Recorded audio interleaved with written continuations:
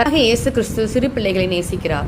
இயேசு தம்முடைய கைகளால் ஒரு சிறு பையனை அணைத்து கொண்டிருப்பதை பார். இதை பார்த்ததும் இயேசுவுக்கு சிறு பிள்ளைகள் மீது ரொம்ப ரொம்ப அக்கறை இருக்கிறது என்று உன்னால் சொல்லிவிட முடியும். இங்கே நிற்பவர்கள் இயேசுவின் அப்போஸ்தலர்கள். இவர்களில் இயேசு என்ன பேசிக் கொண்டிருக்கிறார்கள் தெரியுமா? நாம் பார்க்கலாம். இயேசுவும் அவருடைய அப்போஸ்தலர்களும் நீண்ட தூரம் பயணம் செய்துவிட்டு இப்போதுதான் திரும்பி வந்திருக்கிறார்கள். வழியில் அப்போஸ்தலர்களுக்குள் ஒரு சண்டை நடந்தது. அதனால் இயேசு அவர்களிடம், வழியில் நீங்கள் எதை பற்றி சண்டை போட்டுக் கொண்டிருந்தீர்கள் என்று கேட்கிறார்.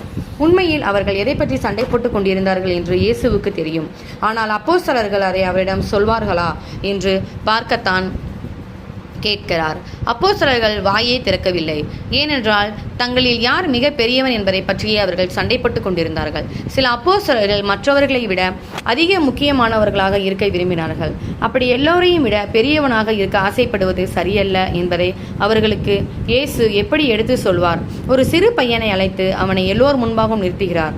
பிறகு தம்முடைய சீசர்களிடம், இதை நீங்கள் கண்டிப்பாக தெரிந்து கொள்ள வேண்டும் என்று விரும்புகிறேன். நீங்கள் எல்லோரும் சிறு பிள்ளைகளைப் போல மாறினால் தவிர பரலோக ராஜ்யத்திற்குள் ஒருபோதும் போக மாட்டீர்கள்.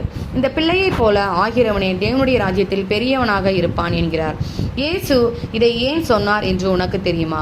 சிறு பிள்ளைகள் மற்றவர்களை விட பெரியவர்களாக இருக்க வேண்டும் அல்லது அதிக முக்கியமானவர்களாய் இருக்க வேண்டும் என்றெல்லாம் ஆசைப்பட மாட்டார்கள்.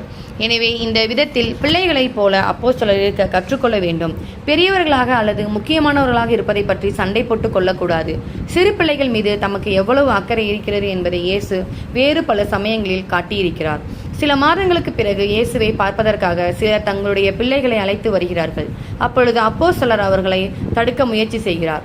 ஆனால் இயேசு தம்முடைய அப்போஸ்தலரிடம், பிள்ளைகளை என்னிடத்தில் வரவிடுங்கள், அவர்களை தடுக்க வேண்டாம். தேவனுடைய ராஜ்யம் அவர்களைப் போன்று ஆட்களுக்கு தான் சொந்தம் என்கிறார். பிறகு அந்த பிள்ளைகளை தூக்கி வைத்துக்கொண்டு அவர்களை ஆசீர்வதிக்கிறார்.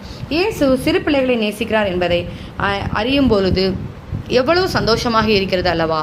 நாமும் சிறு பிள்ளையைப் போல மாறி தேவனை ஏற்றுக்கொண்டால் நாமும் பரலோக ராஜ்யத்தில் தேவனோட நித்திய காலமாய் வாழலாம். ஆமென்.